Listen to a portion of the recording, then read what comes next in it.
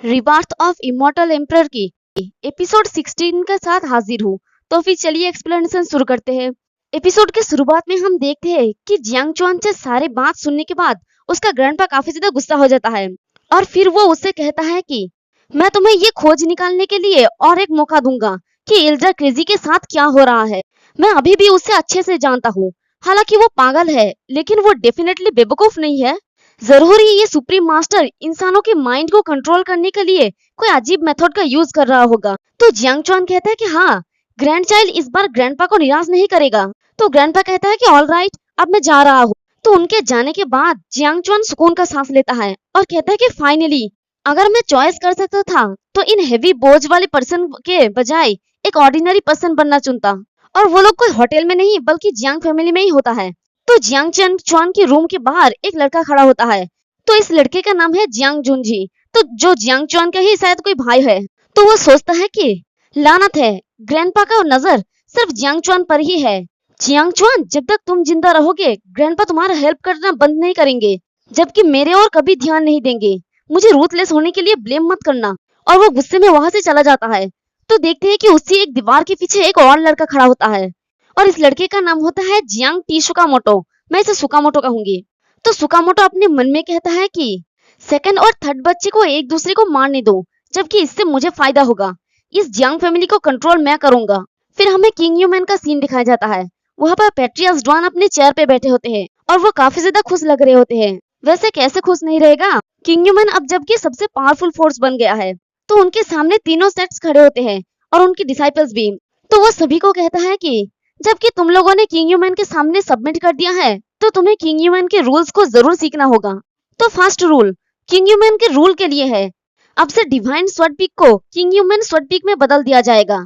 तो sword master कहता है कि हाँ हाँ ठीक है। फिर पैट्रियस ड्वान आगे कहता है कि और गोस्ट वैली चेंज होकर गोस्ट पवेलियन में बदल जाएगा।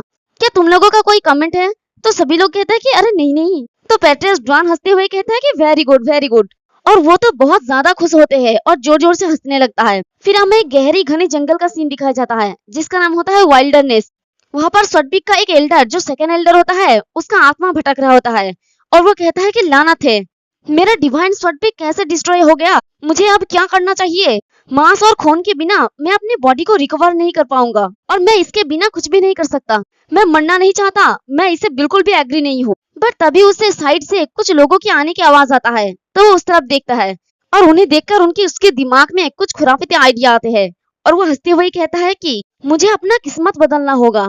फिर देखते हैं कि वो लोग कुछ उड़कटर होते हैं। उनमें से एक आदमी कहता है कि हे, अचानक से मुझे अपने रीढ़ की हड्डी में सिरहन क्यों महसूस हो रहा है।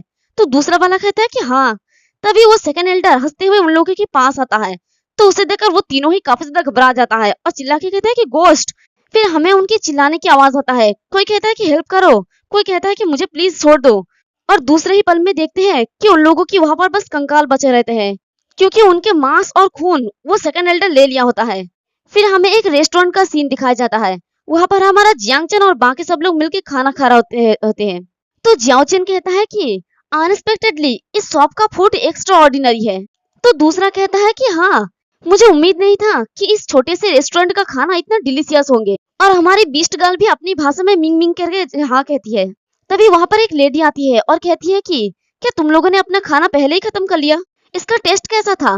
तो जियाओचन कहता है कि सेफ सच में बहुत ही अच्छा है और कहने को कुछ भी नहीं है। तो ये सुन के वो लेडी हंसते हुए कहता है कि ये लिटिल ब्रदर सच में मीठा बोलता है। तो जियाओचन उस लेडी की तरफ घूरते हुए देखता है और फिर कहता है कि क्या आपके साथ बात करना ठीक है। तो वो लेडी कहती है कि अगर और कुछ नहीं है तो मुझे आप लोगों को यहाँ से जाने के लिए कहना होगा, हमें यहाँ आउटसाइडर्स पसंद नहीं है।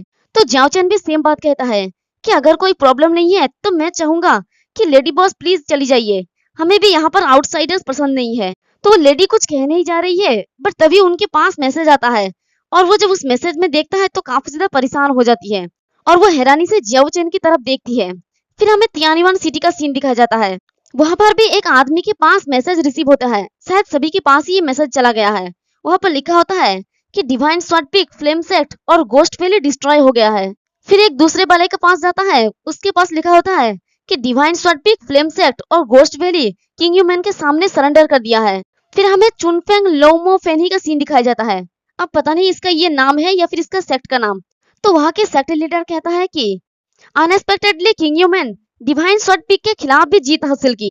तो वहाँ पर बैठा एक एल्डर कहता है कि हमारे इंफॉर्मेशन के मुताबिक किंग ह्यूमन के पास झू तियानजुन नाम का एक हेल्पर था और कल्टीवेशन की ड्रीम्स के मुताबिक Zhu Tianjun at last ADV spirit level का होगा या फिर उससे भी ज्यादा पावरफुल।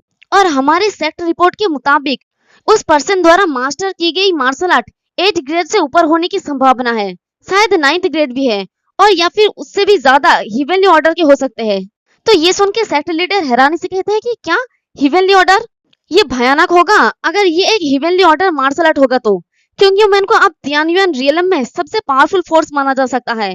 फिर वो अपने पास खड़ा हुआ एक लड़के को कहता है कि लाओवो तुम किंग ह्यूमन में जाओ और कल की ऑक्शन मीटिंग में उन्हें पार्टिसिपेट करने के लिए इनवाइट करो।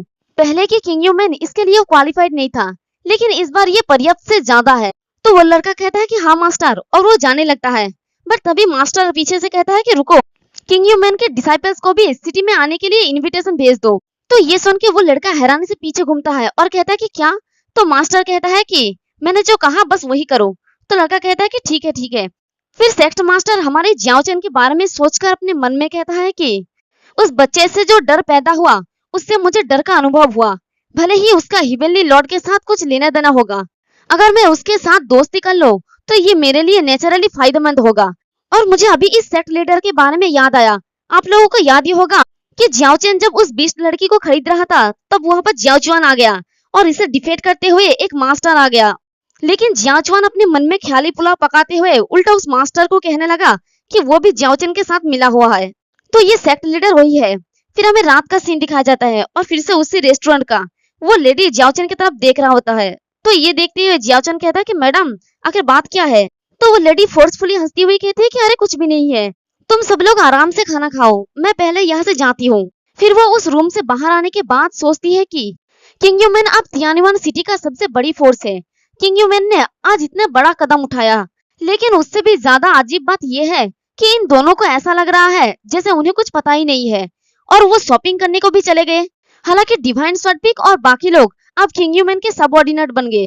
मुझे सच में समझ नहीं आ रहा है। लेकिन फिर हमें जियाओचेन का सीन दिखाया जाता है। वहां पर जियांगमिंग कहते हैं कि ब्रदर जियाओचेन, चले हम नाइट मार्केट सेल में चलते हैं। तो जियाओचेन कहता है कि ठीक है, ये तुम पर निर्भर करता है। फिर हमें नाइट मार्केट का सीन दिखाया जाता है। वहां पर काफी ज्यादा चहल पहल होती है। तभी जियांगमिंग कहती है कि वो लोग पेट सेल कर रहे हैं। ब्रदर जियाओचेन देखो जरा, वो लोग कितने क्यूट है। तो जियाओचेन का नजर एक पेट के ऊपर पड़ता है। तो उसे देखकर जियाओचेन सोचता है कि ये तो 3 आइड मार्केट वुल्फ है। तो जियांगमिंग उस वुल्फ को अपने हाथ में पकड़ लेती है। तो शॉप ओनर कहता है कि उसके साथ अच्छा बिहेव करना होगा। तो जियांगमिंग उस पपी को अपने करीब करती हुई कहती है कि ओह कितना क्यूट पपी है। तो ये देखिए शॉप ओनर कहता है कि लड़की, हालांकि ये पपी दिखने में काफी क्यूट है, लेकिन ये पूरा दिन लेजी रहता है। अगर तुम्हें ये पसंद है तो तुम बाकियों को भी थोड़ा देख सकते हो। तो जियांगमिंग उस पपी को कहती है कि लिटिल पपी, तुम्हारे पास एनर्जी क्यों नहीं है? और इधर जियाओचेन उस पपी को देखकर अपने मन में कहता है कि 3 आइड वुल्फ हिबेन और अर्थ से पैदा हुआ एक अजीब जानवर है। एडल होने पर वो थंडर पर कदम रखेंगे और उसकी 3 आंखें होंगे। ये सूरज की इन और चांद की यंग के जरिए से गुजर सकता है और गोस्ट और गॉड्स को भी रोक सकता है। ये एक रेयर और अजीब बीस्ट है जो सिर्फ अपर वर्ल्ड में ही पाया जाता है। लेकिन ये यहाँ पर क्यों है? और इस 3 आइड वुल्फ को किसी स्पेसिफिक फूड की जरूरत नहीं है। उन्हें सिर्फ स्पिरिचुअल एनर्जी और अर्थ ऑरा को एब्जॉर्ब करने की जरूरत है। फिर उन्हें हिवेन बीस्ट में प्रमोट किया जा सकता है। एडल्ट तक पहुंचने के बाद वो हिवेन के स्पिरिट मास्टर से भी कम्पीट कर सकते हैं। फिर जियाओचेन खुश होकर अपने मन में कहता है कि ये तो अफसोस की बात है कि इस जेनबू वर्ल्ड में स्पिरिचुअल ऑरा का कमी है और 3 आइड वुल्फ के पास एब्जॉर्ब करने के लिए इनफ ऑरा नहीं है, जो मेल न्यूट्रिशन का कारण बनता है।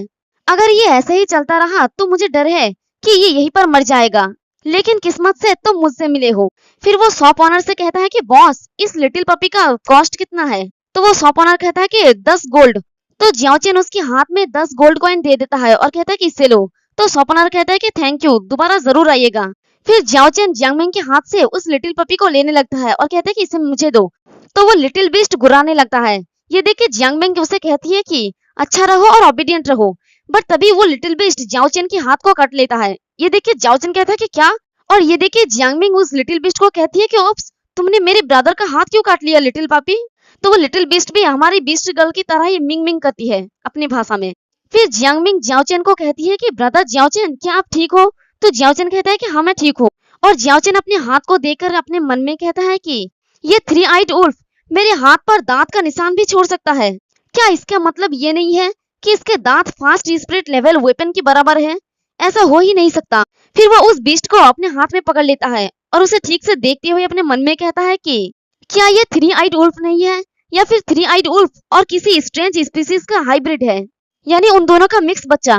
चलो फिर बाद में वापस जाके इसके बारे में स्टडी करता हूँ। फिर वो जियांगमिंग को कहता है कि चलो यहाँ से चलते हैं। तो जियांगमिंग कहते हैं कि ठीक है।